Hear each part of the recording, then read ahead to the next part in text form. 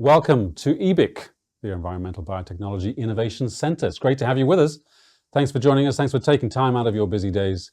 My name is Dr. Toby Thompson, and I'm introducing and will be your host for this, the first in a long series of webinars with EBIC. And this one's entitled Engineering, Biotechnology in Action, or Biology in Action, I should say. If bioengineering is your thing, then you are in the right place. We want this session and all the webinars that are coming up with EBIC to be interactive. So we welcome your challenges, your comments, your questions, your observations pretty much at any time. We're together in Zoom today, so you know how to use Zoom. Type into the Zoom text chat anything that you want to challenge or ask about in the time that we have together.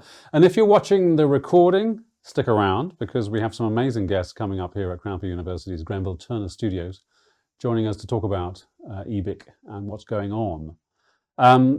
I'm joined in the studio by an amazing colleague here at Cranfield, Professor Fred Coulon. Fred, can I call you Fred? Sure. Fred, thank you for joining us. Hopefully you know Fred. Fred is the lead on EBIC. Fred, you're chair in environmental chemistry and microbiology. Say a little bit more about yourself and how you've come to this position. Hi, thanks, Toby. So I joined Cranfield about 20 years ago. Wow. As a postdoc, and all going through up to the chair of professor in environmental chemistry and microbiology. And I initially started with a very strong focus on environmental remediation, especially in the Antarctica cold environment, by using microbes for cleaning up oil spill and other challenges linked with our scientific station. And moved to UK, where I started to look at coastal environment for marine pollution, and then joined Cranfield, where I expand on waste treatment, landfills, anaerobic digestion, wastewater treatment. So I've been all along focusing about environmental applications and really moving from environmental biotechnology and expanding and harnessing better the microbes along with chemistry. And it's where the engineering biology is now coming in place. If I can say it, it's in your blood by the sound of it. No, you haven't got to answer that question. We're going to come back to Fred in a second, but I wanted to introduce the other two guests that we have with us today, just to prove to you that there's a conversation to be had here. David, give us a wave and prove to us that you're not AI generated. He's waving. Is he waving? David's not waving. Oh, he is AI generated. Yes, yeah. Tell us a little bit about yourself, David, before we go any further. So that's one thing. You get that reference? So just to give you a bit of my background, so just for everyone, my name's David Lea-Smith. I did my PhD in Australia, working on finding drug targets in tuberculosis. And then I did postdoctoral positions at the University of Cambridge and the University of Edinburgh. And over time, my interest has sort of moved more towards using bacteria for environmental applications, which is where coming into EBIC was a natural fit. And so the main focus of my lab, I've been at the University of East Anglia, where I'm now an associate professor for about 7 years. And I run a large lab there, and we focus on a number of different aspects, including environmental microbiology, understanding the physiology and biochemistry of microbes, and also synthetic biology, which is what the talk will be about today. Brilliant. I know you've got some slides for us later on. So David, thank you for sticking around. I'm going to come to Kawin, if I may. And Kawin, hopefully I can call you Kawin. Yeah, Tell us a bit about yourself before we go any further. Yeah, as you see, my name is Kawinharsun Dhodduraj. I finished my bachelor's in India, back in India, and then I was working there with genetic engineering tools, and then I was working with different bacterial expression systems. That's where it led to Cranfield University. I joined my PhD here, and then starting with the PhD, I was looking into organic waste valorization and then combination with metabolic engineering of bacteria, how we can harness some bacteria to use those waste, produce something valuable, and which can be translated into a production scale, and then we can make money with it actually by end of the day. So yeah, that's the suite, and I'm currently in the final year of my PhD, mostly writing and then doing my final objectives of metabolic engineering along with the David's lab. And yeah, that's about it. That's good to hear. And before we came on air, Kawin said that his PhD is going really well. He's enjoying it. So just, just get that in there. Thank you. Just a reminder, those of you just joined, or just joined the recording at least and jumped this far, we want your questions at any time, live session, anytime in the Zoom text chat. So just type something in the Zoom text chat. Maybe start by saying where you are in the world? That would be always useful to hear. Fred, can I come back to you before we go to David and Kawin? Chair in Environmental Chemistry and Microbiology. You have an interest, and this is a really interesting set of interests here that Fred has. Soil and water chemistry, water and wastewater treatment, soil and sediment treatment, as I understand it, hazardous waste and site remediation, population and environment, and not least public communication of environmental science and engineering. How do you get all those things into a chair in environmental chemistry and microbiology? Well, it's where you got a group and work collectively. I'm a team player, so obviously you can't do everything, but it's a lot of my interests. I got dedicated research area around hazardous waste treatment or resource recovery, but also always been very keen to translate our research to the wider public, really to understand why we're investing in the research and what would be, we're trying to make the environment better and better environment quality for the environment, but also for our well-being. So it's very important also to translate the impact of our research, and that's where the outreach and the communication is very keen. And specifically in our field with the microbiology, when you look in the curriculum in the school, it's very late or even just at the university entry. So we feel it's very important to embrace early on the young generation, because it would be much easier for them to see the full potential. You clearly have a passion for the area. But before we go any further, tell us more about EBIC and tell us more about the hub. Tell us, what is all that? So the Environmental Biotechnology Innovation Center is one of the 6 engineering biology hubs that have been funded by UKRI, so the UK Research Innovation Funding, and under the BBSRC umbrella. And we are very dedicated to the use of engineering biology for environmental application. Engineering biology is a terminology that embraces quite a large range of discipline that goes to using synthetic biology. So we engineer microbes to do something better or to get them at doing something better for us. And we will have David today giving us some insight on tools we can use to use microbes, really harness them to degrade or contaminant or even produce byproduct which we could use further for environmental applications. Wow. We can also use engineering biology because these days we hear a lot about artificial intelligence. Yes. So we are able to model how microbes might behave, we can predict, and we can also engineer microbiome better, so we can effectively improve our design and our testing. So these come under the engineering biology aspect. And then it's still the environmental biotechnology. So you are optimizing the environmental condition to get the microbes in a relatively comfortable state to do some things. So you bring all these together. And in fact, with EBIC, what we really been very successful is getting the synthetic biology community, colleagues that really engineer microbes or engineer enzyme with the environmental microbiologist and environmental engineer. And we're trying to integrate the 3 together to improve or reduce our carbon footprint for water treatment, for example, reduce the chemical, and trying to really get the advantage of the microbe. Obviously, there is challenges. Mm-hmm. There is some ethics concern, and we need also to fully embrace and understand what might be the risk and the opportunities. And that's part of EBIC. We got also a dedicated team looking at really what we call responsible research innovation. So really balancing the pro and the cons, and identifying how we can effectively move forward with the promise and the potential of the engineering biology. For those new to EBIC, and if you are and not quite understanding what we're doing, please ask us a question.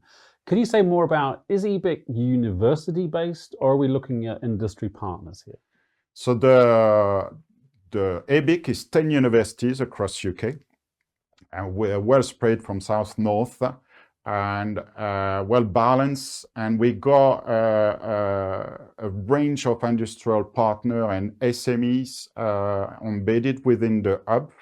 So we are effectively having projects mainly led by universities, but we have been already engaging with few SMEs around AI engineering, enzyme engineering, for example, or prototype for algae growth. So we are mission-led. So we are really trying to demonstrate the engineering biology could be a reality and could move quite in the near future. So when I say near future, we think within 5 to 6 years, we might start to see a real application to commercial scale. So as a hub, we are very keen to engage with the industries and SMEs and accelerate our research to implementation. We're going to hear shortly from David and from Kawin, but can you tell us a bit more about your research, where your interest lies in the field? So within all that diverse, we got a research area where we are focusing on the recovery of metal from mainly the steel industry wastes. And as you know, there's a lot of interest around what we call the rare earth elements, so component, for example, in our phone. And we know it's a security challenge also for manufacturing process. And you may have heard these days is a lot of focus, like with the black water, PFAS, so these polyfluoroalkyl substances, where it's important to understand is 10,000 different compounds. They're quite challenging because they're very stable, very mobile, and we are looking at the harnessing engineering biology to find a way to potentially degrade this compound more easily. And so there's two key priorities, and very much now we are pushing for getting standards. This is so from a standard perspective, we see in the healthcare, you got standard.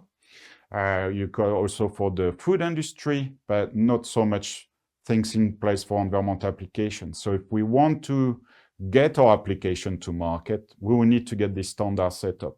So this is another avenue I'm really pushing with the colleague of national measurements laboratories and the national physical laboratories.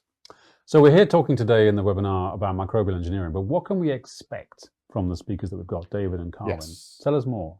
So today my colleague David is going to share with about the approach we have in EBIC. David's group is strategic. He offers a central platform where we got a range of tools to engineer our microbes, and he helps us to demonstrate we can get a standardized approach. So he's going to explain what on his lab they've been developing and how we're trying to apply his tool and technology across our different activities. And Kawin will illustrate further with an application where he's been looking at residue of the biorefinery, so the bagasse, the sugar bagasse, and how we can harness the recovery and produce a chemical platform or added value chemical. Wow. Before we go any further, just a reminder, we want your questions and challenges and comments at any time, so use the Zoom text chat. David, I'm going to hand over to you. Kick us off with what it was that Fred was talking about there. You got some slides for us. Tell us more. All right. Okay. So as Fred mentioned, we're going to discuss some of our high throughput systems for generating mutants. So next slide, please. And so really our role in EBIC is we are the synthetic biologists. So we are developing the tools. And by we, I mean myself, Amanda Hopes, who's my postdoctoral associate, and Harry Maguire, who's an excellent technician working in my lab. So together, we basically were set a goal by EBIC, and this goal was to engineer, genetically engineer, that is, dozens of different microbes, which are useful for other members of the consortium for various environmental applications. And so what we really are trying to develop here is a high throughput synthetic biology tool set that will allow us to do this as easily and quickly as possible. And alongside this, we have to develop ways to get DNA into cells. And this is not a trivial issue. So I'll discuss some of these later in the talk. And ultimately, at the end of the day, what we want is a highly efficient system that will work in most bacteria. So this is quite an ambitious goal. And so when we talk about making mutants here, we use the term mutants for these.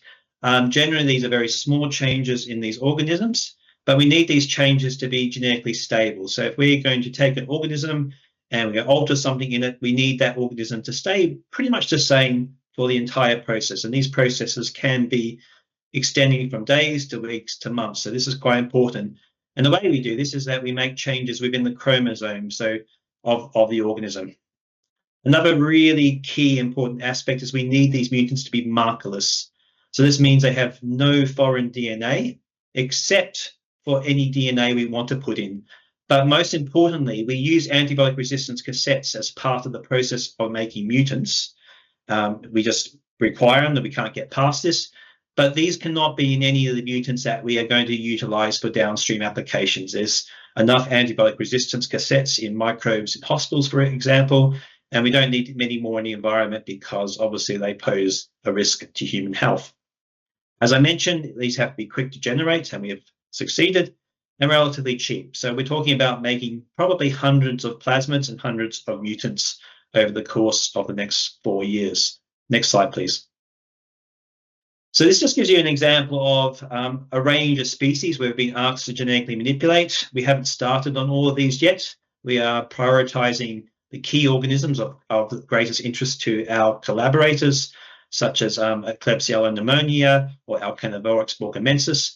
But just to add that these species come from a range of different environments and have different properties which could be useful for applications such as wastewater remediation, or are producing a useful compound that we're interested in producing, say, at an industrial scale. So these come from all sorts of environments all around the world, from Antarctica to the deep ocean. They all have different properties which are of interest to us, but most of them have never been genetically engineered. So this is really the goal of my group, is to engineer a broad range of these organisms and hopefully find something useful that can be used for a commercial application downstream. Next slide, please. So when I talked about generating markerless mutants, this is essentially a platform process outlined here. We can use two methods. So we can use something called a negative selectable marker, and we've got an example here called SAC-B, which I'll go into more in the next slide. But we can also use something called CRISPR-Cas, which I'm sure many of you are aware of. And in both cases, what you generally have to do is design a plasmid to utilize these systems. And we can use our high throughput Golden Gate systems, which I'll show in more detail later on, to generate these plasmids. And then we have to get them into our cells of interest. And we can use two methods for this: electroporation, which is basically electrocuting the cells, or a process called conjugation, where we use one bacteria to introduce the DNA into another bacteria. And then we have to screen this. And for this, as I mentioned, we use antibiotic resistance cassettes, and we use processes such as PCR to do this. So this is just a general broad outline of the process. Next slide, please. So this is a specific example of how to generate a markerless mutant using SAC-B. And just going from the top to the bottom, our first part of this process is to generate a plasmid. And hopefully you can see this reasonably well. This plasmid has a number of features. Thank you very much. It will have an E. coli origin of replication. So this allows us to make these plasmids in our E. coli strain, which is essentially a platform for putting pieces of DNA together. But importantly, this origin of replication cannot work in our target species. So this plasmid can replicate in E. coli, but it cannot replicate in our target species. And this is what we call a suicide vector. So this is absolutely critical for this whole process. And this suicide vector has a number of genes in what we call the backbone, the main part of the plasmid. It has an antibiotic resistance gene, so this can be resistance to an antibiotic such as kanamycin, and it has that SAC-B selection gene. And then what we can do is we can introduce various pieces of DNA into this plasmid which are specific to what we want to do. So in the case of the example here, we are introducing two pieces of DNA which we call an upstream and a downstream flanking region.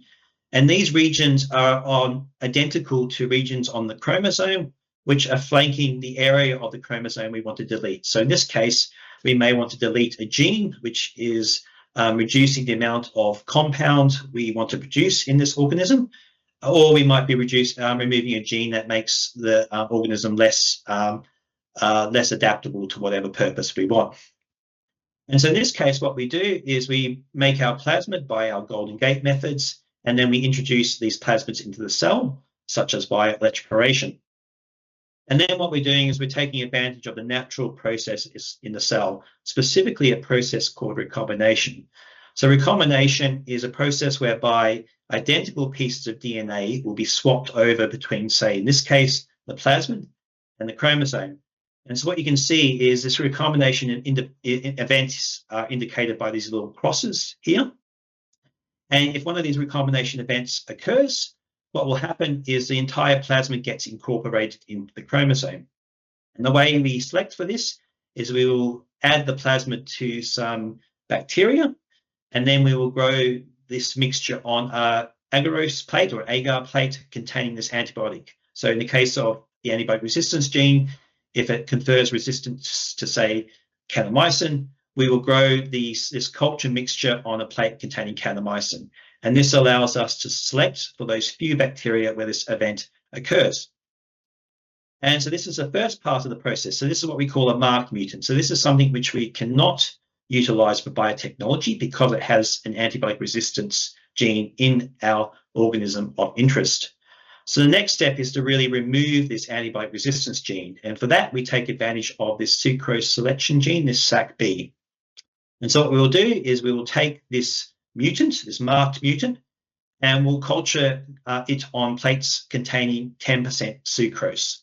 So in the case of this example, this SACB gene encodes a protein which converts this sucrose, and sucrose is a disaccharide, into a long polysaccharide called leaf-band sucrase, and this is lethal to the cell. And so what will happen is you'll only get colonies in which a second recombination event occurs. So in the case of this marked mutant, we have two pieces of DNA which are identical to each other on the chromosome. These are indicated by the blue and the red rectangles. And in this case, you're basically trying to find colonies or bacteria which have had a second recombination event, in which case the blue recombines with the blue, the red recombines with the red, and then the whole plasmid is removed from the chromosome. And because it's a suicide plasmid, it's lost from the cell. And so what you end up with at the end, shown in the bottom, is what we call an unmarked or markless mutant. So this is where you've only got in the chromosome the blue and the red part of the chromosome, and the bit between it is removed from the chromosome. So this is what we call a mutant. So this, in this case, this mutant will have a gene which is deleted that you do not want. Now, what you can also do is between the blue and red parts, you can introduce, say, a novel gene that's, say, producing a compound you might want, such as ethanol. And in this case, you'll have the same process, except you'll have part of the chromosome removed and you'll insert the gene that you want. You can also make very subtle changes. So we've used this process to make an individual nucleotide change. So in an entire organism, which has 4 or so million nucleotides in the chromosome, we can alter a single nucleotide. So we can make very specific and very accurate changes to the chromosome of this organism. So this process is very robust. It works in a whole range of bacteria, and it's probably the main system we're using in EBIC. Next slide, please. So what I'm going to talk about now is how we make these plasmids.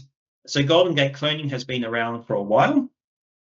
And what this relies on is restriction endonucleases, which are called type 2S restriction endonucleases.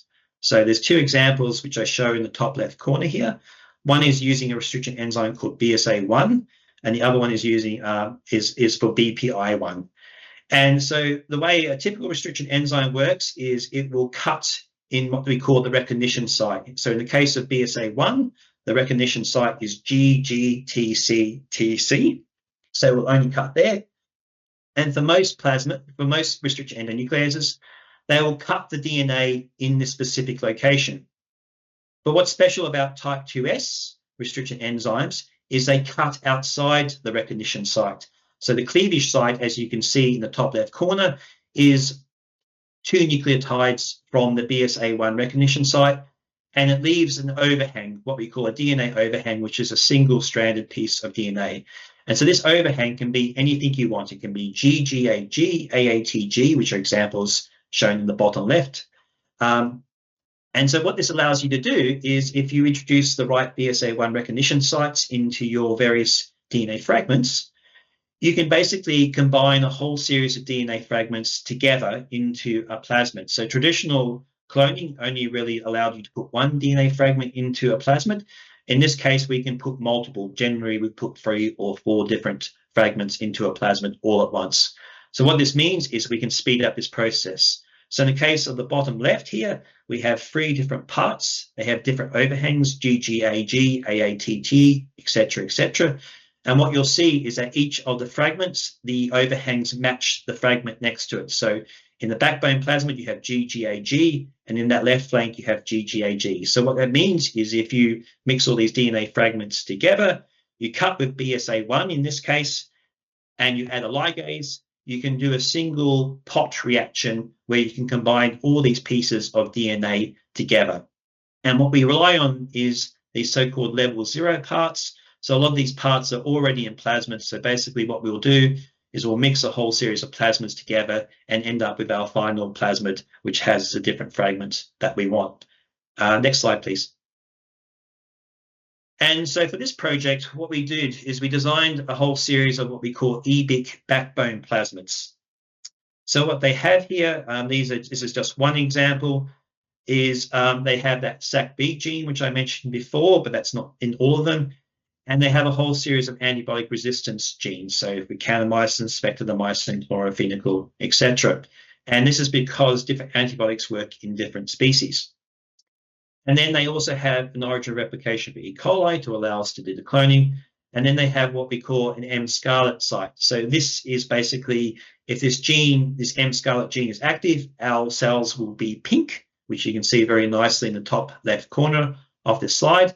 But if we introduce different fragments, such as a left and right fragment, to make a marked mutant into this, these colonies will be white. So it's a very easy way to actually select for successful events. And as part of this, we can also introduce what we call barcodes. So these are sequences of DNA, which if we introduce into a strain or bacterial strain, we can then track this bacterial strain in, say, the environment or in a bioreactor just to see how common it is. So this is basically, will probably be a regulatory requirement to be able to track strains that we use for biotechnology in the future. So this process allows us to easily do this. And just to add that we basically have to switch out a few other things, such as a promoter in front of SACB to get it to work in different types of bacteria. So there is a little bit of playing around with this system, but in general, these EBIC backbones work extremely well. It takes about 4 days to generate a plasmid, and so this is much quicker than traditional methods. Next slide, please. And as I mentioned before, this is a system which has been adopted by pretty much the world community. So this is an example of some of those parts I mentioned, those level 0 parts. So there's lots of different parts out there. Some of them encode promoters to switch on your genes, terminators, parts for doing CRISPR, antibiotic resistance cassettes, etc. So you can order these parts from a service called AdGene. And in our case, we will send all our parts and all our plasmids to AdGene. So what this means is that if you want to use these systems, you just go to the AdGene website and order exactly what you want, and they send it to you pretty quickly. So it's a very efficient and excellent service. And in the case of, say, promoters, for example, I'm showing on the right-hand side here an example of a whole series of promoters we tested in a previous paper. And so the reason why we want these promoters as different parts is because they all have different strengths. So if you want to express a gene of interest for whatever application you want, ideally you probably want to use a very strong promoter, and these are the ones indicated on the left of that sort of bar graph there. But if that doesn't work, you might want to use, say, a medium promoter, such as a DO3 promoter there. And in some cases, you might want to use a weak promoter. So gradually over time, what we and others are doing is trying to develop a whole series of promoters for different strength of different strength, so you can apply these for whatever application you want. Next slide, please. And this is a very nice example of how this might work. So in this case, what we're trying to do here is we're trying to make a plasmid in order to express a gene of interest. So again, let's just use an example for expressing the genes to produce ethanol. And in this case, we want to integrate these genes into the chromosome. So for that, we have our level 0 parts at the top. And so this includes those flank regions for homologous recombination. They also include a range of promoters and terminators, and we tend to just use one terminator, RMB, because it works quite well. But we might want to use promoters of different strengths. So we might want to try strong, medium, and weak promoters in this case. Here we've got an example of one gene, EFYFP, which is a fluorescence marker, but you can change this to whatever you want. So again, say the genes for producing ethanol. And so then what you do in this case is you take these level 0 parts, and we use the BSA1. We digest all these plasmids together. In this case, you digest the 2 on the left-hand side, the 3 in the middle, and the 2 on the right-hand side together. So these are 3 separate reactions. So if you digest these with the backbone plasmid with BSA1, you'll develop what we call level 1 plasmids. So in this case, the left level 1 plasmid in the middle and the right one are for the flanking regions. So in theory, you can use these as the flanks to insert maybe whatever number of genes you want. And then in the middle, we have a plasmid which contains our gene of interest with the promoter in front of it and the terminator behind it. So this is what we would call an expression cassette. And so the next stage is what Golden Gate allows you to do is each of these level 1 plasmids in the middle has a BBS1 site or a BPI1 site on either side. So we can digest these with BPI1, and because they have the correct overhangs to align with each other, we can combine all these together into a final plasmid, which we call a level T plasmid. And this basically has your expression cassette under control of your promoter of interest between your left flank and your right flank. And then you can basically transfer these into your cells and then integrate your gene of interest into the chromosome. Next slide, please. And all of this is quite complicated. I'm hoping you're keeping up with this. And it can take quite a while to design these plasmids. So we tend to use a software program called SnapGene for this, which is very good, but it still takes some time. So a collaborator, Manuel Lera Ramirez at UCL, has actually developed an online platform which you can use right now called Open Cloning. And basically what you can do is you can take your genome of interest and you can say to this, let's knock out gene 1672, for example. And you basically input that information from, say, NCBI, and then it will design all your flanks, all the primers. It will check all the restriction endonuclease sites are correct, and it will spit out basically the PCR products or the DNA fragments you need to be able to do the cloning. So this is a very high throughput system. We use this to basically, we're testing it at the moment and we're still trying to iron out some of the bugs, but it works very well. But the idea is, let's just say you wanted to knock out 48 genes and make 48 plasmids. This will spit out, produce all the primers in one go so that you don't have to spend days designing primers. You can basically just use this software, input your gene of interest you want to knock out or knock in something, and it will basically give you the primers at the end, and you can just send those off for synthesis from a company. And again, this also really just speeds up everything we want to do. Next slide, please. David, I've got a question for you. I don't know how many Yes. slides you've got remaining, but we also want to hear from Kawin. There is a question from Simon from Swindon, and Simon, thank you very much indeed for your question. It's saying, what do you see as the key blocker, maybe in the UK, to actually doing something in the environment using engineering, biology, some of the methods that you've been talking about, some of the details or applications that you've been talking about? Can you comment on that at all? Yeah, I think, obviously, there has to be an application which justifies releasing a microbe into the environment. But as I mentioned before, this microbe has to be as safe as possible. So this system allows us to ensure that, so making markerless mutants, means that if we do release an engineered strain, at least we will not be releasing a strain with an antibiotic resistance cassette. And it will be a very precisely engineered strain. So we're only changing, hopefully, whatever we want to change, and we're not introducing unknown variables into our strain of interest that could have downstream negative effects. Does that answer your question? I think it does. Simon, feel free to come back if that's not answer your question. David, I'm sure you do have more slides, but I just want to, for the interest of time, just ask a couple more questions if I can, and we'll move on, if we can, to Kawin, and then get a general discussion going. You mentioned Golden Gate there, and this is a question coming in from the audience. For Golden Gate assembly, it's my understanding that the internal type IIIS sites can complicate design. What's your approach to handling those sites and keeping modules compatible across builds? So basically, the software, the open cloning software, allows you to remove these sites. But in general, if there's an internal site, either we move our primers up and down, but often we get them synthesized. And so we will remove these internal sites. Generally, you only need a single nucleotide change. This doesn't tend to affect massively recombination. So you can introduce these changes into your strain. So often gene synthesis is the only way to get rid of these internal sites, but it is relatively cheap these days.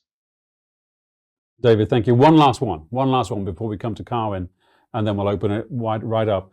So when running high throughput workflows, how do you balance the need for speed with ensuring sequence accuracy and quality of control?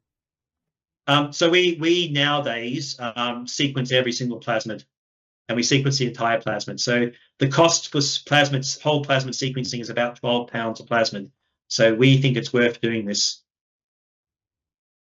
Okay, thank you. Please, you can see already that there's loads of questions in the text chat. Please type your questions, your challenges, your comments for David in the chat at any time. David, are you okay if we move to Kawin and then open it up for a broader conversation? Is that all right? I know you've got some. Yeah, that's fine. I was almost finished anyway, to be honest. Okay.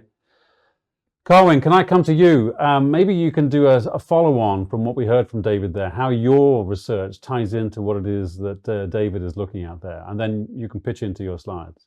Yeah, sure. So my approach is to engineer the bacteria which I'm working with, which is Klebsiella pneumonia, which as David mentioned in his presentation slides. So what we are trying to do is use the tool set that the lab from the Davids are producing to make the Golden Gate cloning, and then we use them to knock out or knock in few genes into the organism to make the organism produce what we want. And the final approach of this whole thing is to translate the whole research into something valuable. So what I am focusing on, I'll be talking into my presentation, is that we are trying to produce some chemical which can be taken into an industrial level of production, and then we can sell it and we can finally make money out of it. Yeah, that's the whole process. You've mentioned, that's the second time you've mentioned application. It's very good to hear, Kawin. I'll hand you over now to your slides. Tell us more about your research. Sure. Thank you, Toby.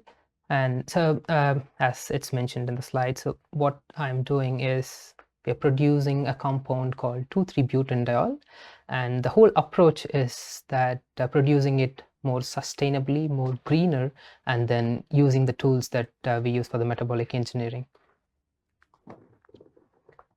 So just to give an outline of what exactly is the 2,3-butanediol, it's a chemical, it's a platform chemical which has a huge market out there, and the bio-based market is even more than this. The market that I mentioned is a general market, which the current route of 2,3-butanediol production is. So industrially, it is made by using fossil fuel derivatives, and the fossil fuel derivatives, we know that it leads to a lot of greenhouse gas emissions, and that is again translated into a climate change and a lot of different societal problems nowadays. And so why we are working on this 2,3-butanediol, it's a very good chemical again, and it has a lot of different applications. One of the main applications and the hot topic now in the scientific society is that creating something called sustainable aviation fluids or sustainable aviation fuels. So this 2,3-butanediol can be reduced and then made into a long polymeric chain to make a sustainable aviation fluid. That is one of the hot topics. Along with that, it has multiple different applications in different industries. Like it has a freezing point of -60 degrees and it is neutral at that point, and it can be used as a storage chemical, and its fluidity makes it the best candidate for making paints or resins and cosmetics applications. And when I talked about sustainability, so producing this 2,3-butanediol chemically is an issue. Again, as I mentioned, it's a fossil fuel derivative. But when I say sustainable and green, we want to use something renewable instead of a non-renewable fossil fuel. So what we are trying to do in this project is to harness something called sugar beet pulp, which is a residue from the sugar industry, most of the Europe. So here in the UK and most of the Europe, we produce sugar, table sugar, which is sucrose, from a crop called sugar beet. And this, after extraction of the sucrose, we are left with a byproduct called sugar beet pulp. And currently the sugar beet pulp is being utilized as a fiber and protein rich ruminant feedstock, which as we think is kind of underutilized. So we want to harness its value to the fullest. And if we talk about the sugar beet pulp's composition, it has multiple different polymeric sites, and we target three main polymeric sites, which are cellulose, hemicellulose, and pectin. So cellulose is made up of glucose, and the hemicellulose from the sugar beet pulp is completely made out of a C5 sugar, which is called arabinose. And the pectin region in the sugar beet pulp is mostly around 80% made out of galactouronic acid. So I probably think most of the people know about glucose, which is a C6 carbon sugar, and it is the most preferred sugar for most of the organism. But if we look into the other two sugars, which is arabinose and galactouronic acid, which are mostly overlooked in the scientific community now, and then it has more value than what we expect. So this is the overall approach of the project, which we are doing for the production of 2,3-butanediol, and we are using an organism called Klebsiella pneumonia, which is actually an isolate from a grape sample. So the whole project goes with taking the sugar beet pulp and then extracting the sugars using different pre-treatment approaches. And even when we are looking at the pre-treatment approaches now, all over the research literature, we can find acid pre-treatments or alkali pre-treatments, which are very not so greener and sustainable. So we are even trying to develop more sustainable and greener approach by using hydrogen peroxide or polyols, which don't pose a big harm to the industry if we are taking it to an industrial level. And after extracting all the sugars, we give that sugars to the organism to consume it and produce 2,3-butanediol. But as simple as it says, we have a lot of issues. We were facing a lot of issues by giving the secondary sugars, that's where the metabolic engineering part comes. So, which I will talk in the future slides about what exactly I'm doing with the metabolic engineering part. If I have to give a crisp understanding, that we are trying to do some knockouts and knock-ins or overexpressions to make the organism better consume those substrate and produce 2,3-butanediol. So the first roadblock or the first limitation that we have faced is the substrate inhibition. So the arabinose, which is a secondary sugar, which is not much preferred by the bacteria, faced a serious substrate inhibition at the even level of 50 gram per liter, which is 5% of arabinose in the medium.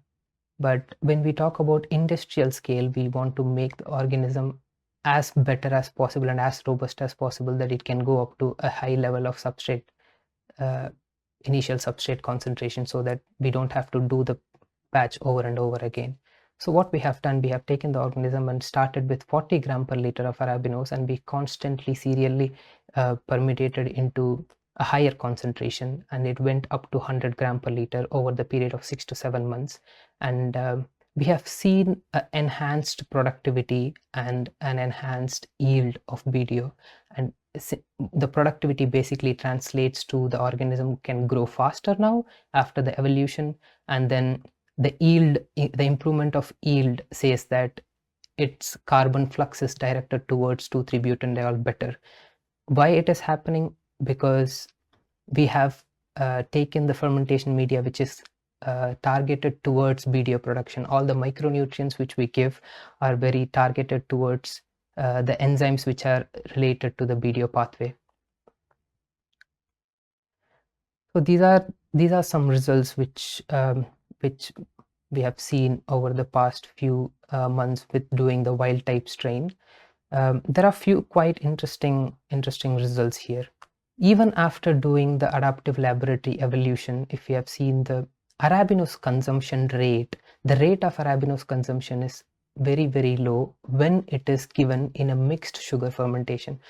So why a mixed sugar fermentation is coming into the picture is because whenever we extract sugars from the sugar beet pulp, it is always a mixture of sugars. Yes, we can, I understand what you're thinking, we can probably separate the sugars, but separating the sugar is again additional step which cost us an additional layer of things in the management. And when we give all sugars together, if the organism is robust enough to consume it all together, it is much more better at an industrial scale. So what we understood is when the glucose is present in the medium along with this arabinose sugar, the organism kind of tends to slows down the arabinose consumption. So this happens because of a very known phenomenon called carbon catabolite repression. So when if I have to put it simply, when there is a high amount of glucose or even a low amount of relatively moderate amount of glucose present in the medium, it kind of switches off all the expression systems related to all the secondary metabolite consumption. So when I'm saying secondary metabolite, again, secondary sugar, it is arabinose is a second preferred sugar for the organism when the glucose is present. So all the glucose downstream enzymes will express higher, and then the presence of glucose, what the presence of glucose makes is it reduces the expression which makes this CAMP, cyclic AMP. The cyclic AMP is needed for activating the downstream enzymes of arabinose or galactouronic acid, whatever the secondary sugar consumption pathways. So the only choice that we have is to not having glucose in the medium, but that is not the idea. To solve this issue, what we can do is we can induce point mutations in the CRP protein, and then we can make the CRP protein behave in such a way that when it combines with CAMP. And the other problems that we face that we need engineering biology help is with the byproducts. So when we have done a fermentation with 250 gram per liter of mixed sugars, we have achieved around 80 gram per liter of butanediol production along with this 40 gram per liter of byproducts.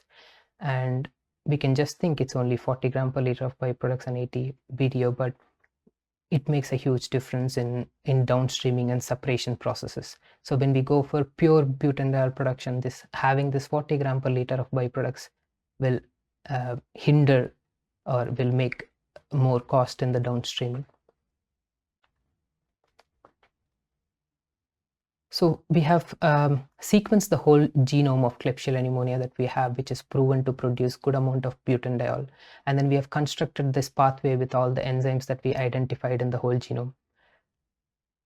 And surprisingly, what we see is that all the glucose, arabinose, and the galactouronic acid, 3 sugars translate and coordinate to a certain point, which is pyruvate, and we call it an energy molecule.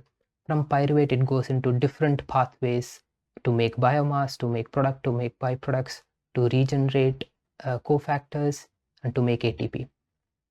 So our main goal is to target the byproduct pathways and to eliminate the major byproducts which we have seen, which are acetate, succinate are the main byproduct, and ethanol and lactate are the minor byproducts. So initially, we are thinking to eliminate all the byproducts and using the Golden Gate cloning again that David has mentioned.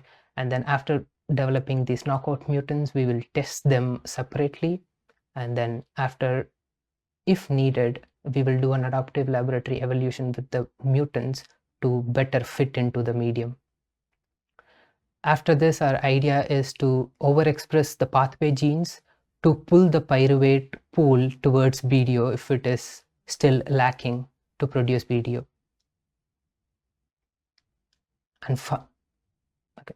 And finally, we'll look into the pathway enzymes which consumes arabinose and galactouronic acid, and optimizing these pathways will lead us to increased productivity, which will again translates into a lower cost of production.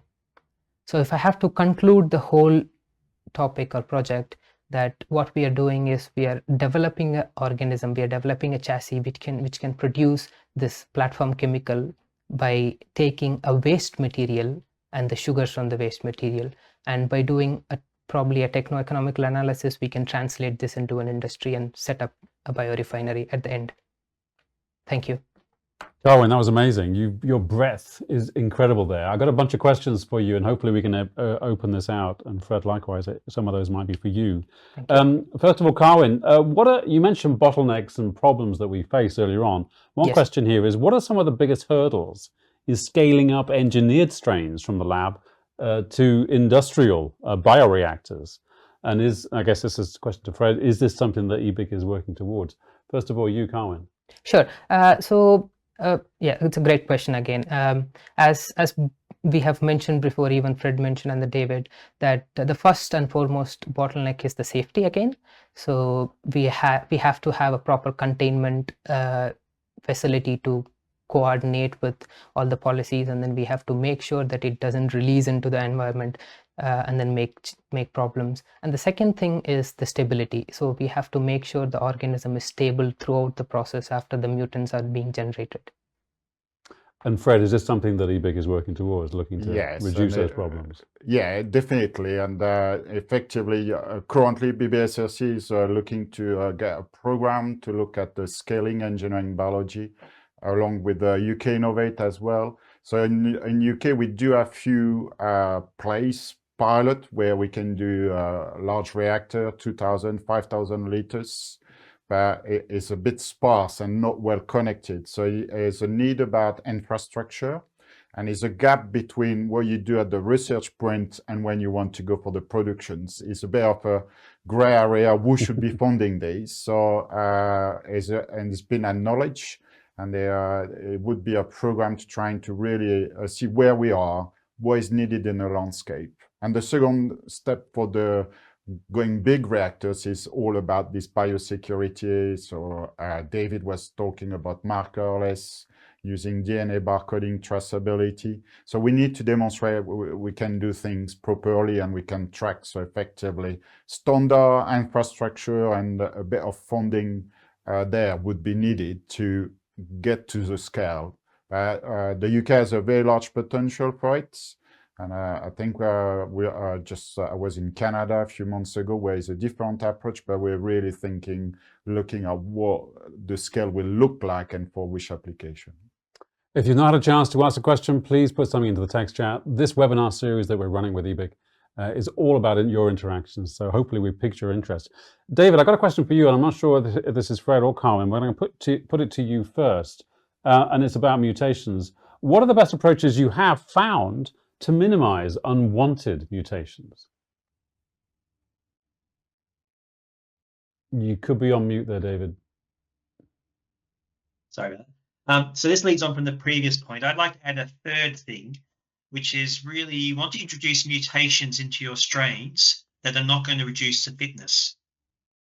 So if you make a strain that's less fit, that grows less well, it will have more mutations. And this has been the great failure in the synthetic biology field, is we've had companies such as Amyris, which was a $2 billion invested company in the United States, which failed to produce many compounds at large scale. And probably the reason they did it is because the strains were less evolutionary fit. And so they developed mutations and they stopped producing the compound they were interested in. So this is probably the main way, is if you introduce mutations into the strain that either have no effect on the fitness or actually are beneficial to the cell, in other words, if it can, say, utilize new sugar sources, then I think that will minimize mutations. But mutations are something that will occur. Mutations are here to stay by the sound of it. This one, I think, I'm going to put to you, Fred, but feel free to ask David or Kawin to answer it. When you're choosing a host strain How would you get the right balance between genetic flexibility, metabolic performance, as well as regulatory requirements for potential industrial use? So the first thing we're trying to work what we call with category 1 microbes. So they're no pathogenic, they're no known, but there is also, we were actually discussing earlier this morning where they potentially, we got some microbes, they still at the moment identify as category 2 pathogens, but we got much more sequencing facility, better sequencing as well. And is about virulence, pathogenicity, and perhaps there is an opportunity where we may currently see microbes as category 2, maybe they don't need to be categorized as category 2. So it's how we can also take advantage of the advance in the technology, whether we might need to reclassify, but it's also understanding at the moment, for example, from the health and safety executive, we got a list of microbes we could work with, but how we could expand that catalog and get this standard to provide evidence and traceability. We could work with microbes relatively safely. And that is something really everybody asks. Everybody, the industry is interested in it. The regulators see the potential, but how we can enable it. So that is still an, I would say, an aspect we need to get in place to allow and enable the use of engineered microbes and defining their use for and what would be the process we will control, monitor, and measure these microbes. We have just a few more minutes remaining, so probably no more questions at this point, but I do want to close, Fred, on question to you. In terms of advancing sustainable biotechnology, EBIC seems to be looking at a collaborative approach, industry and universities. Say more about the value of that collaboration, if you can. So we 10 universities, and across the 10 universities, we got about 20 postdoc now. So early career researcher, which is going to be really for the future generation, really the taking forward the research. We got also a PhD student associated with these. And within the hub, we really worked together, joints.